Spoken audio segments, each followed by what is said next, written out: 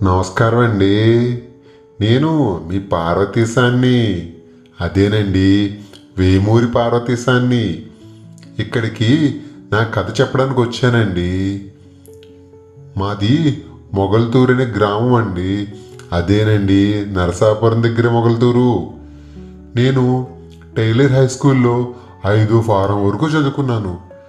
నా స్నేహితుడి మాటలు పట్టుకుని ఇంగ్లాండ్ వెళ్ళి బారిస్టర్ చదువుదామని గట్టిగా ఫిక్స్ అయ్యానండి. ఇంగ్లాండు చాలా దూరం కదండి, అందుకని ముందే ఏమేం కావాలో చీటీ రాసుకున్నానండి. అందులో మొదటిగా ఉదయాన్నే లేవగానే పళ్ళు తోముకోవడానికి పళ్ళపొడి, తర్వాత నాలుగు గీసుకోవడానికి తాటాకు ముక్కలు కూడా పెట్టుకున్నానండి.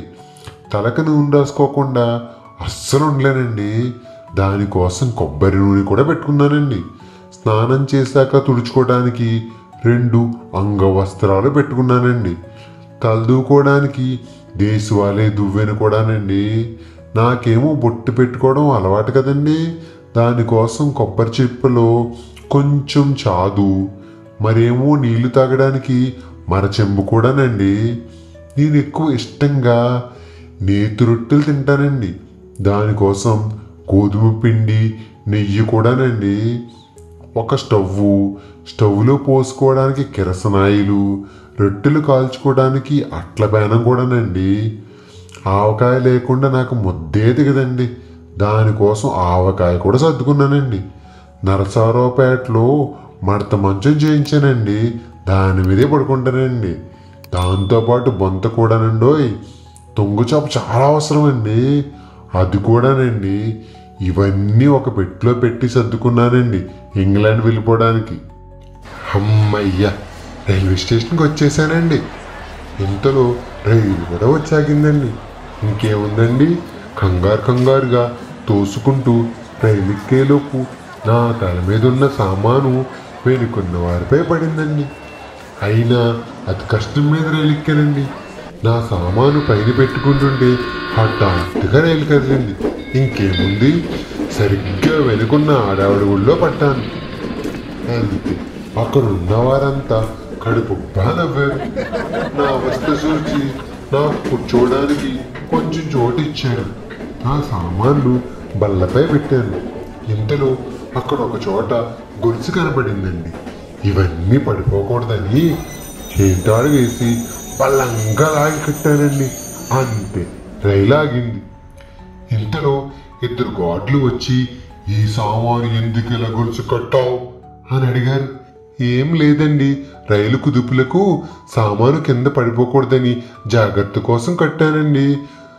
గొలుసు లాగితే రైలు ఆగుతుందని తెలీదా? దానికోసం 50 రూపాయలు జరిమానా కట్టు అన్నారండి. నా దగ్గర అంత డబ్బు లేదని బ్రతిమాలి బామానండి. వాళ్ళు నన్ను క్షమించి వదిలేసి సామాన్లు గొలుసుకి విప్పేయమని చెప్పి వెళ్ళిపోయారండి. మర్నాడు చెన్నపట్నం చేరానండి. చెన్నపట్నంలో ఎటు చూసినా టోపీలు పెట్టుకున్న వారే కనిపించారండి. ఓహో, టోపీలు పెట్టుకోవడం ఇక్కడ గౌరవమేమో అనుకున్నానండి. అనుకున్నదే తడుముగా అక్కడ ఒక పెద్ద షాపులో టోపీ కొనుక్కోవాలని అనుకోని ఒక షాపుకి వెళ్ళానండి. అందులోనూ మొదటంతస్తులో అమ్మే ఒక ఆడావిడ దగ్గరికి వెళ్ళానండి. అక్కడ టోపీలు పెద్దవిగా అందంగా ఉన్నాయండి. నాకు పెద్ద టోపీ కావాలని అడిగి మరీ కొనుక్కున్నానండి. ఏమైందేంటో నా వెనకాలన్న దొరసాని నన్ను చూసి ఒకటే నవ్వండి. అక్కడ నుంచి బస్సు చేసుకునే ప్లేస్కి వచ్చేసానండి. అక్కడ కూడా ఒక ఆయన నన్ను చూసి ఒకే ఒక నవ్వి, ఏంటయ్యా ఆడవారు పెట్టుకునే టోపీ కొనుక్కున్నావు అని అడిగారండి. అప్పుడు అర్థమైందండి నాకు. ఓహో, అందుకనా ఆ దొరసాని నన్ను చూసి నవ్వారు అని అనుకుంటూనే ఆయనతోటి, ఏం లేదండి, కొలంబోలో నాకు తెలిసిన వాళ్ళ కోసం అని చెప్పి తప్పించుకున్నానండి. అమ్మయ్య, రైలైతే వచ్చేసిందండి. రైలు ఎక్కి ప్రశాంతంగా కూర్చున్నాను. ఈ ప్రయాణంలో నాకు కొత్తగా ఒక వ్యక్తి పరిచయం అయ్యాడండి. ఆయన నన్ను చూసి నవ్వుతూనే ఉన్నాడు. ఎందుకో తుత్తుకూడిలో రైలు ఆగిందండి. కొలంబో పోయే వాళ్ళు దిగండి అని అరుతున్నారు. ఆడవాళ్ళు పెట్టుకునే టోపీ కదా అని టోపీని రైల్లోనే విడిచి తక్కిన సామాను తీసుకుని పెట్టెలోంచి దిగానండి. ఇంతలో రైలు బంట్రోతు పరిగెత్తుకుంటూ వచ్చి నేనేదో బంగారం పారేసుకుని తీసుకొచ్చినట్టు ఆ టోపీని తీసుకొచ్చి నా చేతిలో పెట్టాడండి. నాకు తప్పక వాడి చేతిలో ఒక పాల పెట్టానండి. మరలా కొలంబోకి వెళ్ళే స్టీమర్ ఎక్కే ముందు మళ్ళీ కావాలని ఆ టోపీని వదిలేశానండి. మరలా ఒక బంట్రోతు ఆ టోపీ తీసుకొచ్చి నా చేతిలో పెట్టాడండి. నేను ఎన్నిసార్లు వదిలేయాలని చూసినా అది ఏంటో తిరిగి తిరిగి తిరిగి తిరిగి నా చేతికే వస్తుందండి. దానితో పాటు వాళ్ళకి మరలా బహుమతులు ఇవ్వడం తప్పట్లేదు నాకు. ఆ టోపీని చూస్తుంటే నాకు ఎక్కడ లేని అసహాయం వేస్తుందండి. అంత చిరాకు పెడుతుంది. ఎందుకంటే మరి ఎన్నిసార్లు వదిలినా అన్నిసార్లు నా దగ్గరికే వస్తుంది కదా. ఆఖరికి మార్షల్స్ పోయే స్టీమర్లు కూడా నా సామానుతో పాటు ఆ టోపీ కూడా ఎక్కించారండి. స్టీమరు మార్షల్స్ చేరింది. మార్షల్లో ఓ హోటల్లోకి వచ్చానండి. అందులో ఒక బంట్రోతు నా సామానును చిన్న గదిలో పెట్టాడండి. ఆ గది ముందు కటకటాల తలుపులు ఉన్నాయండి. అవి బాగా తెరవడానికి ముడడానికి వీలుగా ఉన్నాయండి. గది బాగా చిన్నదిగా ఉందండి. ఎందుకో దాన్ని చూసి ఇంత చిన్న గదిలో ఉండడం ఎలాగబ్బా అనుకున్నానండి. ఆ చిన్న గదిలో దీపం కూడా వెలిగించారండి. ఇంతలో ఆ పెద్ద హోటల్లో ఇంత చిన్న గదిలేమిటో. ఒకవేళ నన్ను నా వాలకం చూసి ఎందుక ఈ చిన్న గది ఇచ్చారనుకున్నానండి. నేను ఆ బంట్రోతో చెప్పేశానండి, నాకు ఈ చిన్న గది అయితే అస్సలు వద్దు, నీ చిన్న గదిలోకి రాను అనేసానండి. నా సామానును ఆ చిన్న గదిలో పెట్టి బంట్రోతు రమ్మన్నాడు. ఈగైతే నాకు అక్కర్లేదు, ఇంకొక హోటల్కి వెళ్తాను అని చెప్పేశానండి. వాదించి లాభం లేదనుకున్నాడు ఏంటో అండి.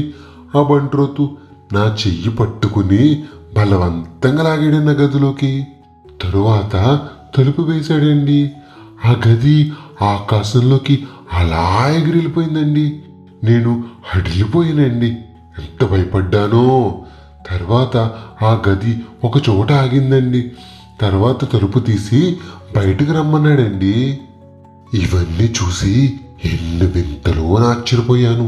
నన్ను తరువాత వేరొక పెద్ద గదిలోకి తీసుకువెళ్ళి నా సామాను అక్కడ పెట్టాడండి ఆ బంట్రోతు. శ్రమ పడకుండా మేడ ఎక్కి గది ఈ చిన్న గదా అని తర్వాత అర్థమైందండి నాకు. వాళ్ళ ఉపాయాలకి చాలా ఆశ్చర్యపోయానండి. వాళ్ళంతా నన్ను చూసి ఎంతగా నవ్వుకున్నారో అని సిగ్గుపడ్డానండి. ఇలా నా ఇంగ్లాండ్ ప్రయాణంలో ఎన్నో ఆశ్చర్యకర సంఘటనలు అవస్థలు చోటు చేసుకున్నాయండి. మా ఛానల్ కనుక మీకు నచ్చినట్లయితే లైక్ చేయండి, షేర్ చేయండి, కామెంట్ చేయండి, అలాగే సబ్స్క్రైబ్ కూడా చేసుకోండి.